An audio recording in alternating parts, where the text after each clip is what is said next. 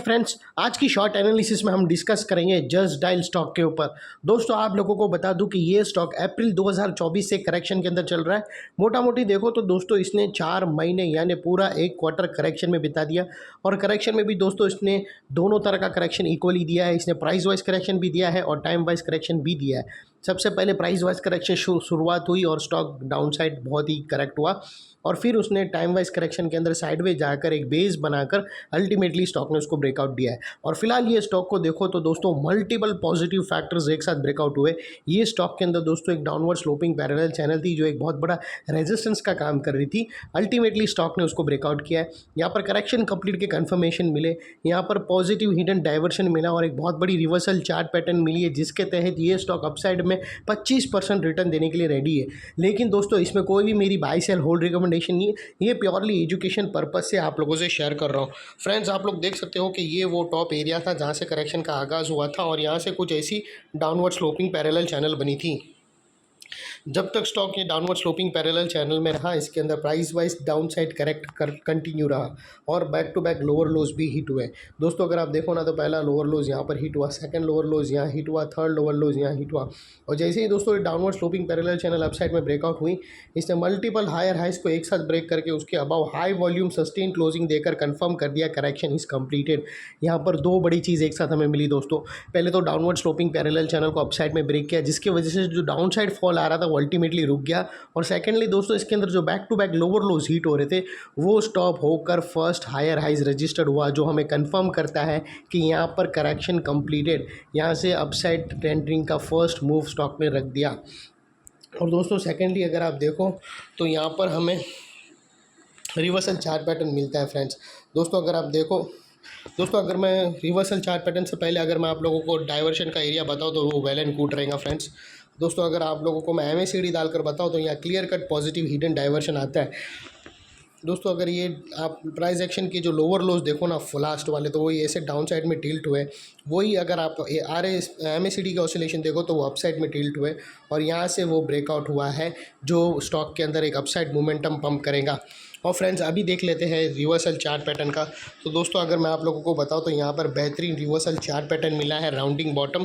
और दोस्तों यहाँ पर आप लोगों को मैं एक चीज़ ज़रूर बताना चाहूँगा कि दोस्तों ये जो राउंडिंग बॉटम की जो नेकलाइन निकल कर आ रही है वो तकरीबन 1160 के आसपास आ रही है। फ्रेंड्स 1160 के आसपास आ रही है। लेकिन दोस्तों इसकी जो ब्रेकआउट कैंडल है ना वो 20% की है और ये जो इनसाइड रेंज है वो तकरीबन 25% का है। तो यहाँ से जो अपसाइड मूवमेंट आएगा दोस्तों वो 25% का मूवमेंट आएगा। और वो लिहाज से अगर आप स्टॉक का नेक्स्ट टारगेट देखने जाओ तो तकरीबन 1470 का है, जो तकरीबन 25% का है। लेकिन दोस्तों आप लोगों को एक चीज़ बहुत बताना ज़रूरी है कि इसकी जो ब्रेकआउट कैंडल इटसेल्फ ही 20% की लग गई। तो दोस्तों यहाँ पर अगर आप स्टॉप लॉस ब्रेकआउट कैंडल के लो के नीचे रखो ना तो वो risk to reward ratio favourable नहीं बनेगा। और दोस्तों सेकेंडली आप लोगों को एक और चीज़ बता दो कि इसका जो RSI है वो ऑलरेडी 74 के पास है। मतलब ये ऐसे मूवमेंट पे है कि यहाँ से और भी अपसाइड जा सकता है अगर स्पार्किंग कंटिन्यू रही, यानी back to back buying fall of buying रही तो यहाँ से और भी जाएगा।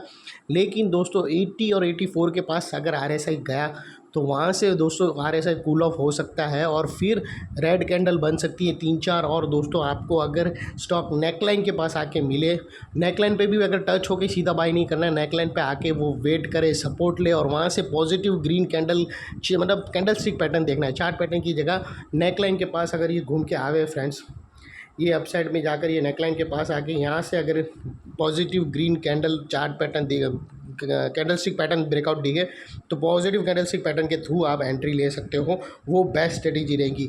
अगर आपको फिर भी अगर आपको लेना ही है तो पोजीशन बहुत ही कम रखना दोस्तों। आप पहले तो मैं आप लोगों को ऐसे भी सजेस्ट कर रहा हूँ कि पोजीशन 25% ही रखना, क्योंकि हम ऑलरेडी बहुत अच्छी तरह से मतलब जनवरी से हम धड़ाधड़ अपसाइड ही चलते जा रहे हैं और हमारे अनगिनत स्टॉक के टारगेट हिट हुए और बहुत अच्छे खासे पैसे बने भी हैं। तो वो लिहाज से पहले हमको उस पोजीशन और भी कम रखना है। अभी 25% की भी 25% अगर आप ले सकते हो, अगर फिर भी आपको ऐसा है कि यहाँ से मूवमेंट मिस ना हो जाए, क्योंकि जनरली 70 के बाद जो RSI के ऊपर ट्रेड होना स्टार्ट होता है ना तो फायर वर्क जैसा चलता है स्टॉक और वो 80, 85, 88, 90 तक भी जाता है और फिर वहाँ से कूल ऑफ होना भी स्टार्ट होता है। लेकिन ये दोस्तों जो 10 पॉइंट की जो रेंज होती है ना RSI में, वो स्टॉक के अंदर 25 से 40% भी स्टॉक भाग जाते हैं। तो वो लिहाज से अगर आपको ऐसा है कि वो मिस आउट नहीं हो तो पोजीशन बहुत ही लाइट रखना। और अगर मैं आप लोगों को बेस्ट सजेस्ट करूँ कि थोड़ा वेट करना, RSI जैसे ही कूल ऑफ होगा तो वहाँ रेड कैंडल छोटी छोटी बनेगी और वो घूम घूम के दोस्तों ये नेकलाइन को रिटेस्ट करने आएंगी और यहाँ पर साइडवेज जाकर यहाँ पर जैसी positive candle stick pattern breakout हो फिर वो परफेक्ट एंट्री रहेगी और वहाँ से जो रिस्क टू रिवॉर्ड रेशियो मिलेगा वो बहुत ही फेवरेबल मिलेगा दोस्तों। तो वो लिहाज से स्टॉक ज़बरदस्त है, इसका थोड़ा वेट करना है, रडार पे रखना, अपनी वॉच लिस्ट पे रखना तो ये बेटर रहेगा।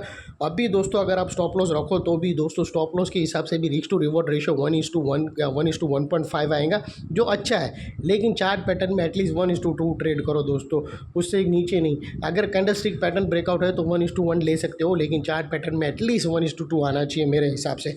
तो वो आप लोगों को एक चीज़ बताना था। तो इसीलिए दोस्तों यहाँ पर मैं रिस्क टू रिवॉर्ड रेशियो की बात नहीं करूँगा क्योंकि यहाँ पर स्टॉप लॉस फेवरेबल नहीं बैठ रहा है।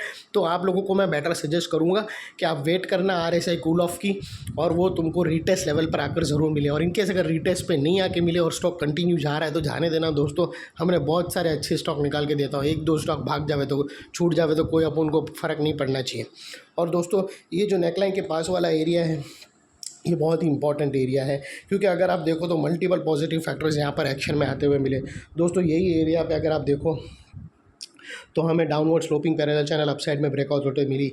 यही एरिया पे दोस्तों लोअर लोज हायर हाइज में शिफ्ट होते हुए मिले। यही एरिया पे दोस्तों हमको पॉजिटिव हिडन डाइवर्शन मिला MACD के थ्रू और यही एरिया पे दोस्तों एक बहुत बड़ी reversal chart pattern rounding bottom मिली। तो इनकेस अगर दोस्तों स्टॉक अपसाइड गया और वापस वो नेकलाइन के को रिटेस्ट करने आया तो दोस्तों ये एरिया सामने आके एक स्ट्रॉन्ग सपोर्ट का काम करेगा और स्टॉक को अपसाइड में पुश करेगा। और दोस्तों इतने बड़े स्ट्रॉन्ग सपोर्ट के बाद जब तुम्हारी एंट्री बनेगी यहाँ पर पॉजिटिव कैंडलस्टिक पैटर्न के बाद तो जो उसके बाद जो लोअर स्विंग होगा वहाँ पर तुम्हारा स्टॉप लॉस होना चाहिए। तो वो बेसिकली ये स्ट्रॉन्ग कंसोलिडेशन के नीचे तुम्हारा स्टॉप लॉस आएगा जो आसानी से हिट नहीं होगा। लेकिन in case by any chance अगर हो भी जाता है तो दोस्तों तुम सिंसियरली उसको स्टॉप लॉस देकर ट्रेड को वाइंड अप कर देना। ये थी हमारी एनालिसिस। अच्छी लगे तो प्लीज़ मेरी चैनल को लाइक शेयर सब्सक्राइब करना और अपने फैमिली फ्रेंड्स रिलेटिव को ज़रूर शेयर करना। और ये स्टॉक सून जल्दी ही तुमको 1470 1500 के पास ज़रूर आता दिखेगा। Thank you.